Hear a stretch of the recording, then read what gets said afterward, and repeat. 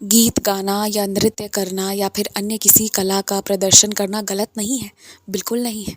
वो तो देवी सरस्वती की आराधना है, वो मेरी आराधना है। लेकिन हाँ, किस जगह पर कर रहे हो ये बहुत मायने रखता है।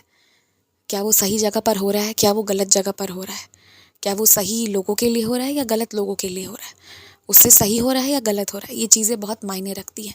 और निश्चित ही अपनी कला से कभी किसी की बर्बादी नहीं करनी चाहिए। और अगर ऐसा करने को कोई तुमसे कह रहा है तो पीछे हट जाओ।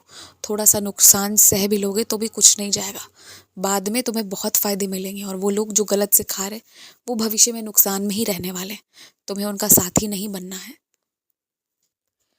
तुम ना अपने सारे जेब में, अपने हाथों पर, अपने गले पर, कंधों पर लटकाए बहुत से सामान को घूमते हो एक साथ, जो बहुत गलत है। अपने सारे सामान को एक साथ एक बस्ते में लेकर चला करो, इतनी लापरवाही गलत बात है। और वो भी ऐसी चीज़ों के साथ लापरवाही करते हो जो तुम्हारे लिए अति आवश्यक दस्तावेज है।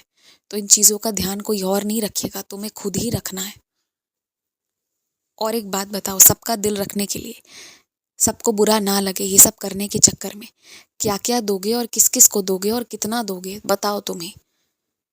तुम्हारा दिल भी तो कोई रखे, तुम्हारा दिल भी तो कोई सोचे, ये भी बात है। देखो, मुझे पता है तुम अच्छा करना चाहते हो, अच्छा कर भी रहे हो। लेकिन अगर अभी तुम्हारी तनख्वाह कम है तो एक ही महीने में तुम सबके लिए कुछ ना कुछ ले आओ, ये ज़रूरी नहीं है। एक एक करके भी हो सकता है, इस महीने किसी को तो दूसरे महीने किसी और को। ऐसे तुम पर भार भी नहीं आएगा और सारे काम होते भी चले जाएंगे।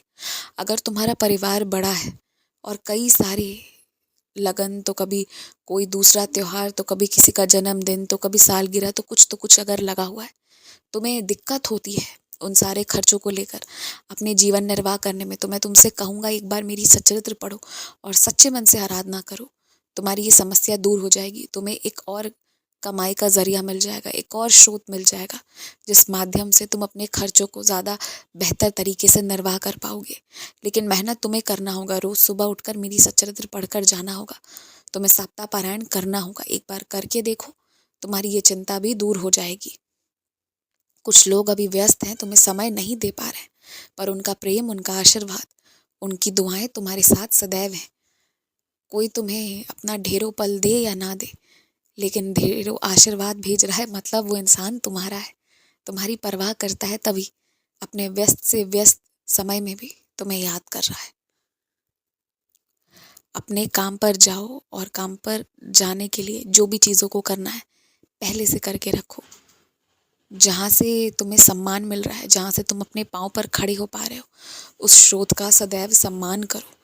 अपमानजनक चीज़ होती कुछ भी तो मैं तुम्हें वहाँ नहीं रखता, जहाँ भी मैंने रखा है मतलब है कि वो मेरी चुनी हुई है, तो कुछ अच्छी बात है। उस भूमि का सम्मान करो और खुश रहो।